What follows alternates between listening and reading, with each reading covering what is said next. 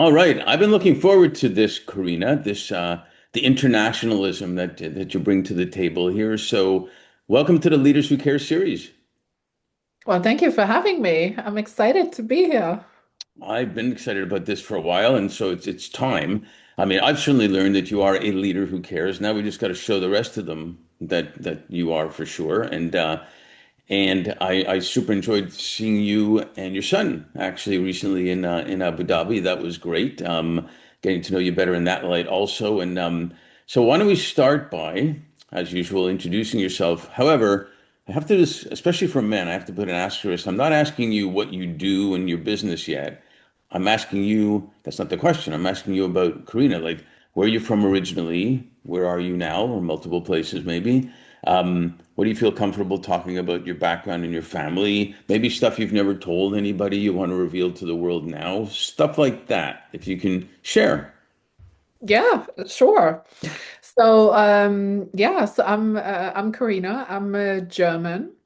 I grew up in East Germany, actually. I have told this story before, I have to say, but it's an interesting story because I was 12 when the wall came down, and I have a lot of very vivid memories of what it was like before living in East Germany and how basically, I mean, I don't want to say we were hidden behind a wall, but we were kind of like not very international, shall we say, because the only places we could go was the East, so the Eastern Bloc, so like Poland, Czech Republic, Russia, and nobody could really afford to do that because it was so expensive. So that's how I grew up. Then obviously massive change. Yeah, when I was 12, it all suddenly changed overnight. It was really interesting. And now I'm in London, and I've been in London for over 20 years, and I love it. And I know we will come to this later, but I have a big fascination and love with the Middle East, specifically the Gulf, so Saudi, UAE, Qatar, which again, I had no prior exposure. I'd never even met an Arab person in my life until I moved to London. So that It all started with the pita and the falafel that you tasted, right? And then bam. no, not quite, Well, let's but hold. I'm going to I pause you for a minute. Let's hold on okay. that for a second. So, do you have siblings, brothers, sisters? I do. I have a sister, but she is much younger than me. She's still in Germany, and yeah, that's basically it. I do have like a larger extended family. I have a lot of cousins. My parents both had like three sisters each. Wow. Um, Lots of different like layers and things. Some of them I'm still close to, some of them I'm not. But yeah, very interesting family dynamic. I actually had very opposite grandparents. It was quite funny.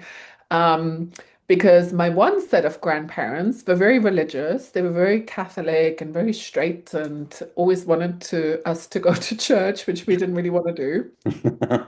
So, and my other set of grandparents, they were very open. My grandmother was actually quite a wild one because on my dad's side, because basically she had four kids from three different men, which in the 1950s was a bit of a Wild wild child. She's a wild child. situation. But I loved her. She was my favorite. I'm sure. Yeah, that's yeah, especially back then. That's amazing. She was prolific, I guess you could say, Oh my um, God, yes. in some respects. You know, I years ago, I did have the opportunity to go across Checkpoint Charlie into East Germany prior to the wall, and it was quite amazing because it went from, if you will, West Berlin, like bam, bam, bam, things going on, and then it was just like like that, and it was fascinating going across the border and how they put you into rows and whatnot, and checked you and checked under the buses and the cars and the whole bit, and had to make sure I didn't my sarcastic comments didn't come out because that wouldn't be a time to put a sarcastic comment out, but. What an amazing change, and what amazing impact for families like yourself to go through that. So, um, with your sister and whatnot, what were you like as a kid and a teenager? Were you dolls or tomboy? Were you exploring? Were you reading a lot? Music? What? Reading for sure. I had I had a crazy fascination. I don't know why. I still have a little bit of that on and off. I had a massive fascination with World War II. I can't tell you how many books I read about all of this. Maybe it was also because there was a lot of stuff in in school that was obviously taught about this. Right. But yeah, definitely because to be honest, the only really thing we could escape and find out about new things were kind of books. There wasn't really that much else. I mean, TV, you could get one West channel, which was not really allowed. A lot of people didn't have TVs initially. So again, my sister doesn't remember a lot of this stuff because she was so much smaller. She was like 8 years younger than me, so she doesn't really recall. So she was 4 when the wall came down. She doesn't remember most of the stuff. But one of the things I actually had that I loved is I had this massive book with the different flags of countries. And I was so good in recognizing all these different flags. And I always used to like draw these like flags. And it's interesting because probably I had more exposure to the West to a certain degree than a lot of other people because my dad was one of the very few people that actually could go to the West because he was a truck driver and he used to go to the West. So sometimes he would be away for like, I don't know, 2 weeks at a time and they would send him to like France and things. And then whenever he would come back home, it would be like Christmas and birthday all in one because he would bring things like chocolate Yeah. and oranges and things like that. And he actually tells a story, which again, I don't remember because that was probably when I was a lot smaller. He said, you always used to be so sick when you were a child. You were constantly sick. And then by the time I started going to the West and I started bringing oranges, you were like a different child.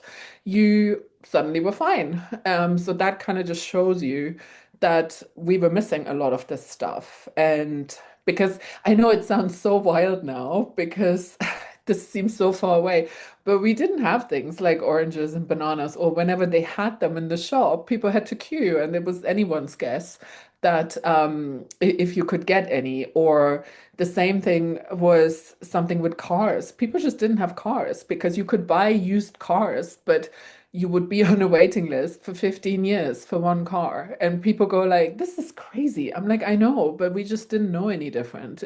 That's just what it was. No, it's fascinating. I remember when Canada was playing the Soviet Union in an 8 game hockey series, and 4 games when Canada, 4 in the Soviet Union. And I was young to go, but there was 3,000 Canadians that went, and people were enamored. They were trading for jeans. They were trading for chest, all sorts of stuff that the Russians just gave chest sets, or they gave this stuff for nylons. They were trading for all sorts of stuff they didn't know about that they wanted, which told me that boycotting things of that and whatnot versus giving exposure to people to learn what's out there really made a difference. And that's obviously pre-internet and everything, because you could be closed down and not know what's going on anywhere. I mean, how would you know? You're in a whatever, you know. So it's yeah, that's fantastic about the flags. I love that because it's a thread that you were already interested in international before you knew you were interested in international type of thing. You know, we talk a lot in our company, obviously, about talent and impact. This is such a focus on all that economic and social impact. And your early career started in really hospitality, right? In hotels, casinos, you were engaging with VIPs, early on. All about client experience, client services. Did you find that to be an early interest, and what were you envisioning, if anything, as you went into that hospitality arena? I mean, to be honest, I think my sole reason to get into hospitality was like I wanted a job that was not a desk job and I wanted something that was interesting. So I thought hotel sounds interesting. And then again, so I did this degree in Germany where you basically had to do a degree, but you also had to work in a hotel. And I thought, well, if I do it, then I want to do it properly. And I my goal was always to get into sort of like 5-star hotels. And the hotel that I initially trained in when I did my degree, because it was the only one at the time that I could find and that worked with that program, was a 4-star hotel. So when I finished, I then applied in Germany in five-star hotels and very German. They were, oh, but you worked in four-star. You can't possibly work in Oh my five-star. goodness. I was like, why not? Who says that? I was like, this is not going to work for me. I love And that, by the way. I love that. Like, why not? I mean, I mean, yeah. How could you, God I forbid, was you like, challenge come that, right? on, like you can teach me stuff. Like it can't be that hard. It's not that different. Anyway, so and then I always loved MTV when I was a Oh, teenager. That was all I did when I used to go to my grandmother. I used to then, after the wall came down, I used to be at her house and I would watch MTV for hours. But this is actually how I learned English, hmm, by watching MTV. And I loved it. And I was like, okay, so I really want to go to London. And then we had a school trip to London, and I loved London. And so when this happened with the hotels, I was like, I'm just going to apply in like London hotels. I'm going to book a cheap flight, see if I get some interviews, which I did. Um, I slept in one of these youth hostels where you sleep with like nine people in the same room. right. So random, just, but it was the only But thing I could afford at the but time. it's a cool experience though. It's a very cool experience. And I went for like loads of interviews and I got loads of job offers in five-star hotels. I was like, here we go. I am going to move to London. Is that how And you landed Corinthia? no, I That's started off before. at Corinthia was much later. Hmm. I started off at the Dorchester in London. And I loved this. Like I loved this hotel. I mean, I was there for like 8 years, and it was like it literally was like a love affair. Honestly, I it was such a beautiful hotel. I knew all the rooms. Even to this day, when I go there, I'm like, I know exactly. Tell me the room number. I know exactly what the room looks like. It's so crazy. And Could you write a book about the things that happened in all those hotel rooms? oh my God, so many stories, I tell you, so crazy. And I loved it. And I was so young and I had no clue. And then I ended up meeting all these people. And I was like, I had no concept of how important these people were, which like looking back now, I'm like, oh my God, this is insane. So like and then I had the most incredible mentor who had been there for like 30 years. He knew all the golf clients. And then he taught me everything, and I loved it. And people went, I don't really understand why you like, how come you like these clients so much? So we had this Kuwaiti client. This is like a story I remember. And all my colleagues were like, oh, he's so rude.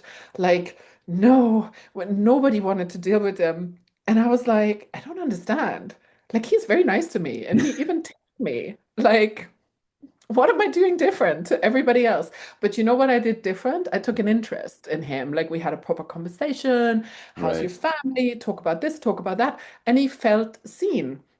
And that then very much became a very big pattern. And I loved working with them because it was so different. And I had never experienced this, that people had security and people had, I mean, I know for like a lot of people now, they'd be like, yeah, of course. But I was like, I didn't know people had, like, I used to look after the King of Bahrain, and he had British security and Bahraini security, and then I don't, like chief of staff. I mean, I didn't even know it was chief of staff at the time, and all these different people that had all these different roles. And I'm like, this is so interesting. Do you And find it's just sorry to interrupt. I'm a good interrupter, you'll notice. But do you find maybe because I found this with actors and celebrities and athletes and people in position, your innocence, for lack of a better way of describing it, showed authenticity, showed no agenda, showed you really cared about them yes. versus why do they want to be with me? What do they want? What are this, stuff like that. Do you think that was possible too? Yeah, 100%, 100%. Because we also, I mean, I mean, of course, this was sort of like at the heyday, at the Dorchester, there were also a lot of celebrities there. And I was like, I'm not actually that into all these celebrities. I mean, the only person I generally was intrigued to meet, and it just happened by coincidence, was Michael Jackson because he has the same birthday as me. No Um, way. yes. Did you watch his Thriller video on MTV? Yeah, I did. Like, and I loved him. I even had a book about him, and I don't know. There was something about it, and I loved that. I mean, I met him for like what, all of 2 seconds. Doesn't matter. It's And but instant it was impact. great, Yeah. and I think that was the only thing that generally intrigued me. But I preferred like my golf clients. I found them nicer, more personable, easier. There wasn't as much fuss because, everybody is always so enamored with these celebrities. And a lot of times, of course, in hotels, you also see the bad behavior of all the celebrities. What happens? People, I mean, we had people, there was like an actor who got drunk and passed out naked on the floor and things like that happen. And you'll be like, what? This is crazy. So, so I loved all my golf people, and it was so interesting. And I was like, oh my God! And they're like genuine princes and HRH and HH, and what does this even mean? And Right, true, so, right. yes, it was fascinating, and I loved it. And I think, oh, and then of course, I very early on I started going to Dubai. I think my first trip to Dubai was like 2005, and I loved it. I was like, oh my God, this is such a different world. And it was great. So, th this is kind of how I fell into the whole kind of golf arena. And I like the love affair has not died because it's still very happening to this day. Well, I find it, fascinating, even going back to the thread of as a kid. A lot of it happened because you were open to it happening. You were, interested in and curious in it and things of that nature. And people love that innocence. They love that authenticity. They love that vulnerability. They love like you said, someone that actually heard them type of thing, rather than talking about what sport that athlete plays or what movie they were in or what money they're making. They get that all the time. Someone who just cares about them is a whole different thing, right? And it's not even that hard per se to do that. When did you land at Corinthia hotels, and did that kind of become, if you will, the experience that really, really defined your path ahead? I would say Dorchester really defined my love like for the golf. I think Corinthia was interesting because Corinthia was a new challenge. Because at the time I was looking for a job. This was much later after Dorchester, and I'd never even heard of Corinthia. I'm like, what is this brand? I've never even heard of it. Nobody else had heard of it. Then, according to everybody, it was in the wrong side of town. People were like, you will never get Middle East business there. I was like, hmm, Challenge. maybe. Maybe, but let me go and look at the thing first. So when I had my interview, I they showed me the rooms because I was like, oh, I want to see the rooms before I commit to this job. And because I thought I want to first see if this is because my job was to bring Middle Eastern clients. And I thought I first want to see if it's suitable because if it's not, then there's no point in me taking this job. So I saw the product and the product was phenomenal. And I was like, oh, maybe this could work. And people were still like, oh, nobody knows the brand, nobody knows the location. And I was like, okay, but it's worth a shot. So anyway, so Take on a basically challenge, right? Karina takes on it was a challenges. massive challenge because Right. nobody had heard about it. It was not in Mayfair where everybody normally would stay from the Gulf. But I thought, you know what? I'll give it a shot. And they were really good. They were like, whatever you need, we will support you. I was like, okay, great. So I then basically tapped back into, and this was just the beginning of like social media and stuff. Tap back into like some of my contacts. And I was like, just come for coffee, see me. And no pressure. And people would come and they would be like, this is actually pretty nice. Yeah, we'll try it out. And several people did. And it became a massive success because suddenly we started getting all these like high profile people, ministers, people like that. And again, they ended up being very loyal because Yes, because I was there, but because I made the stuff happen and I made sure that they had what they needed, that everything was set up in the right way, that the right kind of questions were asked before they came, and the team was briefed. And it wasn't just, Ad hoc. it wasn't just a money-making thing. And Mhm. the funniest thing happened, I think maybe like 3 years in or something. I got one of the Saudi princes. It was a big booking. The hotel was so excited, and I got an email from the embassy saying, "Oh, this gentleman is the liaison of for the prince." And I look at the name and I think, this name. I wonder if this is who I'm thinking it is, because it was somebody that I had dealt with at Dorchester, and I hadn't seen for at that point for like 10 years. Wow. And I was like, that name is not a common name. Anyway, I was like, okay, great. Let's see. So the guy turns up and it was who I thought it was. And he was like, I cannot believe it's you, Corina. I am so excited because I know I'm in good hands. And it turned out to be the most amazing booking. Like the hotel made so much money. The client was so happy. And I was so happy because I was like, oh my God, this is somebody I loved working with. But that just showed we literally picked up on that relationship 10 years later, exactly where we had left off. And I was like, this is amazing. This Well, is the exactly moral what I the love. moral of the story, not that hard to figure out, is relationships are the whole ball game. And Yeah, people yeah, that love to be cared for. And it's happening even now as much as any time. People just yeah, they want to be cared for.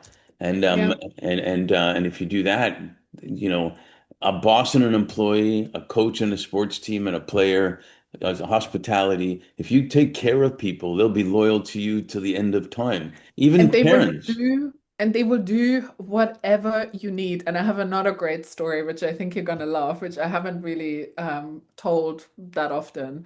So one of the people that I used to work with in one of the hotels, the CEO, I'm not going to say which one because otherwise people are going to figure out pretty quickly. He he went to one of the Gulf countries and basically at the time with his passport he needed a visa and his office didn't know that. They thought he could get the visa there. Anyway, so what ended up happening, he was detained at the airport and then I got a phone call from his PA saying, "Oh my God, he is detained at the airport. What are we gonna do? He has all these big meetings. Like, is there anyone you can ask?" I was like, oh my God, like this is crazy. And at the time, from that country, I'm also not going to say the country, I had a client that I had looked after for a number of years. And I was like, okay, maybe I'm gonna try. I'll call his office.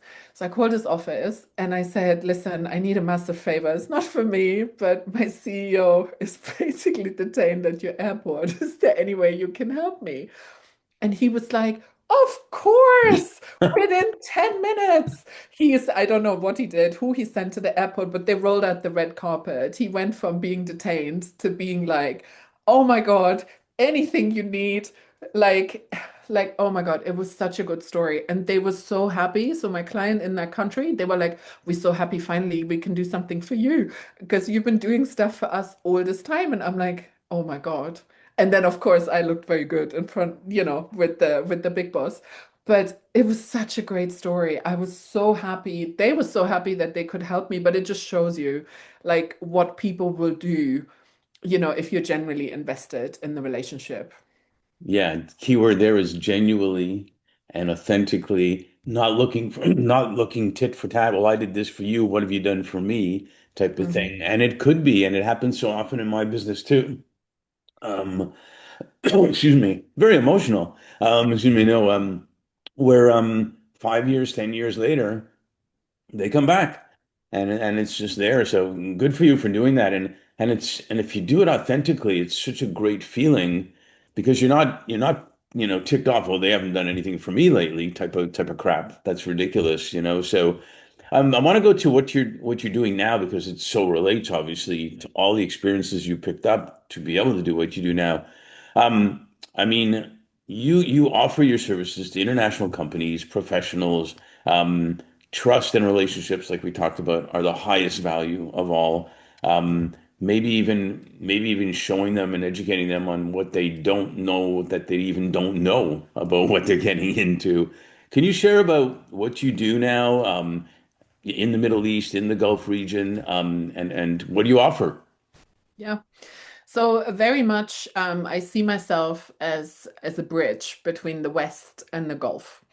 And obviously, there's a lot of companies that now have an interest going out into Saudi, into UAE, into Qatar, because they have all these incredible projects. But what a lot of these companies lack is the basic knowledge of things like what do these countries want to achieve? So what are like the visions, Vision 2030? Like how do you, what is the protocol? How do you deal with people that are like royal, what is the meeting etiquette? Because it's so, so different. And you obviously know that going out there.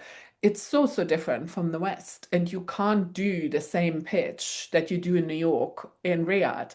You can't even do the same pitch that you do in Riyadh, in Dubai, because it's not the same. Right. And too many companies, I think, put, first of all the Gulf countries into one. And they think, oh yeah, our marketing and sales strategy, we're going to do the same thing. Total wrong move because this will never work.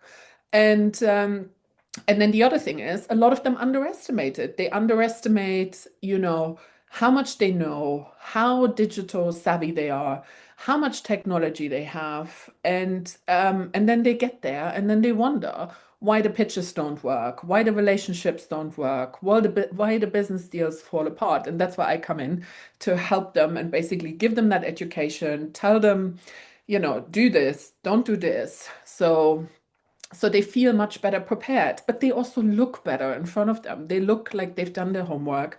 They know a little bit about the history and they don't walk in there with that sort of like attitude that they know it all.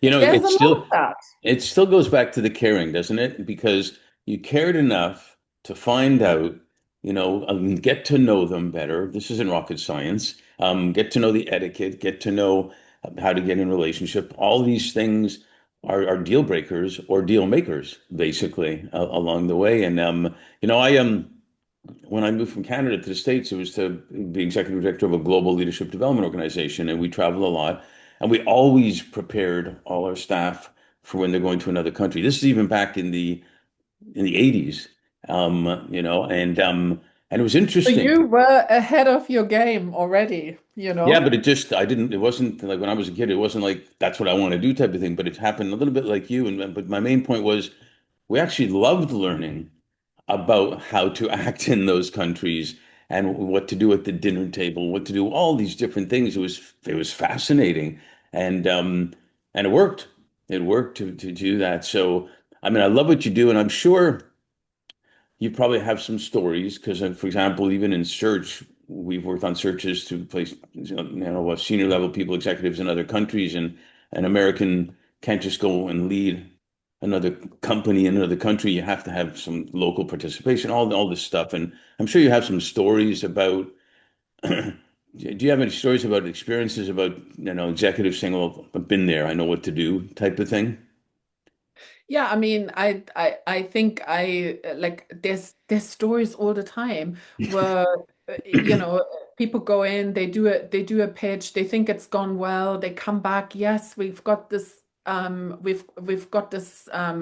nearly over the line, and then nothing happens, and they're like, but what now? Like, yeah, but I, you I know, had one, I had one like that. This candidate, senior level guy, came back and said that was the best interview and conversation I've ever had. And I said, really? Yeah, it was like amazing and going this and this and that. And then 15 minutes later, the client calls me and literally says, the guy wouldn't bloody well shut up. He just kept talking. but I think sometimes it's also good to have self-awareness. I mean, I just trained an Australian mining company because there was a mineral forum in Saudi a few weeks ago, and after I trained them, they said to me, "Oh my God, we just realized that our whole approach has been completely wrong." I was like, "Well, at least." I prepped you for your trip now, so it's not gonna ha like you're gonna be much better prepared. But it was exactly that, where people saying, "Oh yeah, we can Google this, we can ask ChatGPT, we can do this, we can do that," but nothing beats real experience. And like I had another company that I worked with, and they had a lot of Middle Eastern clients, and they were like, "Oh, we've just done this email campaign." And we think our system is broken because we had 0% opening rate. I'm like, because email is not what the Middle East wants. And they were like, oh, I was like, you should have done this campaign somewhere completely different. And it like blew their mind because it never had even crossed their mind that maybe this wasn't the right approach. So it's all of those kind of things where I think, somebody who's been there, who's gone there, can really make a difference. Down to the fact that I also am a very prolific person who loves to go to Saudi and just travel and then share all the amazing guides that I've met along the way with everybody else. I think they've gotten so much business out of me. Like there's this guy in Taif who I've been on a trip with, and he was amazing, so amazing. And I've literally sent everyone his way. Even one of the people that worked for the Saudi ambassador in London, they went to Saudi, and I said, you need to go with him. And he did a tour for them, and they loved it. It was the best thing. And I was like, this is great. That's exactly what I want, because that's not what people expect. And if I can be that bridge and give people some advice and help them along the way as well, because of course that was also great for his business, then why not? Yeah, so many people have asked me is, like, so how much desert is there? Do the women do this, this, and this? Do, all the different things they're asking? They don't realize the changes are incredible, incredible. And Mm. yeah, I love history too. I love standing in a place and just, if you will, feeling the energy of like who used to stand there before, what were they doing here before? It's pretty fascinating. It's a little thing of mine, I guess. Well, other people do that too, where and the history is unbelievable I mean, to say the least. It's unbelievable. And what's it's grown so much, and it still keeps going super fast. I mean, even Abu Dhabi, my first time there, it kind of blew me away how much is going on there, and I loved it. What's now look like for you in your business, and what's happening, and how do you see it changing in front of us with respect to AI, with respect to everybody clamoring to get in there to some degree? How is that affecting what you do, and what do you see happening, like short and long term there? I mean, I think first of all, I think AI is obviously huge in the region. I mean, you just need to see that, like, the UAE, for example, put AI on the school curriculum. I think one of the only countries in the world who's done that, which is so smart Yeah. and so forward thinking. Um, and obviously there's so much digital stuff. And yes, all the companies want to go in, but I think what companies need to understand now is that also the Gulf region has become very wise to the fact that there were a lot of companies who exploited these opportunities. I mean, you just need to have a look, because in Saudi, they just lifted the ban on PwC. They had a ban for a year to pitch for projects, and that just tells you everything you need to know. Well, And and no, but like this is a big deal. And yeah, this is also a big deal in terms of reputation. Like if sure. something like this happens to your company, people will not forget. And people there will not forget. And they will approach you with a lot more caution because they think, not sure about this. So I think there is a massive opportunity, I think, now for smaller companies that can actually deliver the results, because I think a lot of big companies have gone in there, taken the money, and not actually delivered what they really wanted. And I think that's like, I guess, also for me, that there's an opportunity to educate more people. But not only that, I think also for me, I also want to show more people that Saudi, for example, is a phenomenal tourist destination, which a lot of people don't know. I mean, people still say to me, and I'm sure people said to you, you're going to the Gulf? Really? You're going to Saudi? Like, why would you do that? And I'm like, you guys have no idea, like, how amazing it is and what they have to offer. And Because when you and I met, we met at the newly opened Sheikh Zayed Museum. I mean, what an incredible place, Yeah, right? not to mention the where Oh. the right near it, the I can't remember what they call it, the temple and the mosque and the Oh, church yeah, on the the Abramovic pyramid. family, Yeah, which again, a lot of people don't know, which they built back in 2019, I think it opened, because it was 2019 was, I maybe. believe, the year of tolerance when also the Pope visited Abu Dhabi and the Abrahamic Accords came in. Right. And this Abrahamic house basically shows the tolerance because you have a synagogue, a church, and a mosque in the same vicinity. And it's amazing. And I think everybody should take their kids there. Everybody should go I and agree. look at this and see what tolerance looks like in practice. And that like how And amazing is it? respect, even beyond tolerance. Just they talk about the intersection of the religions and Yes, the respect of the religions. yes. And I'm Jewish, so even more so, people say, "Well, you went to Saudi," and they think it was like a lot of people know more now, but like, is it really desert as much, and all that, and can all this stuff, and again, loving history is incredible. The thing you mentioned about business is also true because when we're in the midst of talking about this whole ice hockey initiative and project, and we told them right away this is a long-term project, and they said, "Thanks for saying that," because so many people come in here saying, and in a year or two they just want to grab the money. And being authentic, we hadn't even thought of that because we were looking for a long-term project to make an impact. So. I get it. People were trying to exploit, like happened over centuries. People doing that. I mean, of course, but if you look at the Gulf, their visions are actually really long term. Yes, you Right. have Vision 2030, for example, but there's more visions which in Saudi they like the further ones haven't been rolled out. But if you look at UAE, for example, they have Vision 2071. This is how far ahead they're looking. Like none of the European countries are looking that far ahead. They're just looking to the next election and that's it. And I think this is a very wise move because you see they're really investing. And once you look into these visions a lot more and not just on the surface, this is not just about economic growth because it's about sustainability. It's about what they can Right. do for the next generation, how they can educate them, like how they can, bring that to a whole new level, how they can integrate more women and things like that. And this is what people don't know. And where there's a massive Brilliant. misconception. Yeah, it's brilliant. It's what we call generational health, um, Mhm. across the board. No, it's fascinating. I like your job actually. It's actually I do too. it's pretty awesome. Last question on this part, and we say in LA that keep them wanting more, so we can do a sequel. So we may have to do a sequel at some Sure, point, we but. have to. I know, but I had a client tell me in 2021, after the pandemic year, they said, Mark, that was the year that flew by slowly.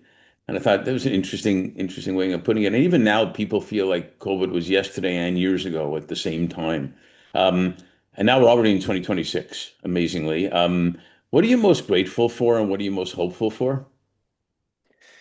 I mean, honestly, I am so grateful for like the friendships that I have acquired over the years and the people like how incredibly loyal they are and for the friendship from that region that I've had for years and years and years and that I've never really lost and how people reach out consistently and are just I don't know, I just feel really, really genuine. I don't always see that in the same way in the UK and in some of the other parts. And what makes it even better for me is now that I get to show this to my son, which is the next generation, because he's been to the UAE, he's been to Saudi, he's been to Qatar, he's been to Oman. Like he's very well traveled, number one, because that was one of my other goals Right, because I thought,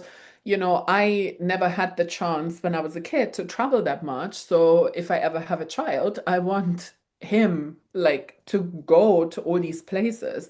And not only that, but also like experience different cuisines so he never feels out of place if he right. walks into a five-star hotel because initially when I started working in five-star hotels, I felt so out of place because it was so out of my comfort zone. Hmm. And that's what I want to show. But not only that, because obviously now the power of technology also means my niece is actually the same age as my son, who's 13, and my nephew is 10.